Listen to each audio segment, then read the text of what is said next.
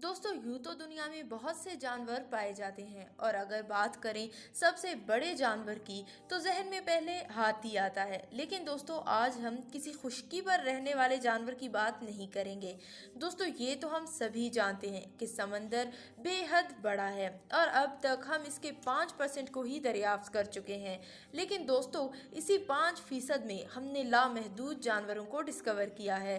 और अगर सबसे बड़े समुद्री जानवर की बात करें तो यकीनन वेल मछली है। यूं तो वेल की कई अकसाम हैं, लेकिन ब्लू वेल इसकी वो नस्ल है जो किसी छोटे आइलैंड के मानंद है।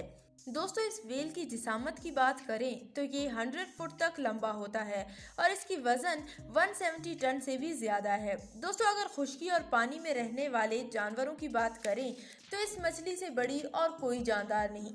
ये 20वीं सदी की आगाज तक तकरीबन दुनिया की सभी समंदरों में पाई जाती थी, लेकिन 21वीं सदी में की गई सर्वे के मुताबिक ब्लू वेल की तादाद पूरे दुनिया के समंदरों में सिर्फ 10 से 15,000 है और इसके दुनिया से ही खत्म होने का खदशा है। लेकिन कहा जाता है कि पहले ये 2 लाख की तादाद में समंदर पर राज किया करते थे। दोस्तों वेल 50 किलोमीटर पर हॉर की रफ्तार से समंदर में सफर करती है। ये अमूमन 13 मीटर पानी की गहराई में पाई जाती है। लेकिन आपको ये जानकर हैरत होगी कि आज तक किसी जिंदा ब्लू वेल का वजन मालूम नहीं किया जा सका। इसके मरने के बाद जब ये इंसानों के हाथ लगी तो इसके टुकड़े करके इसका वजन मालूम किया गया।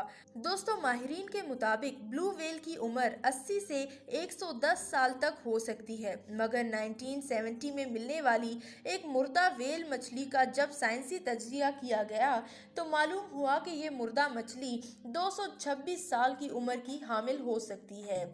दोस्तों वेल की खुराक के मुतालिक माहिरीन का मानना है कि ये छोटी मछलियों को अपना शिकार बनाती है और दिन में कम से कम 8,000 पाउंड खुराक को अपने जिस्म का हिस्सा बनाती है।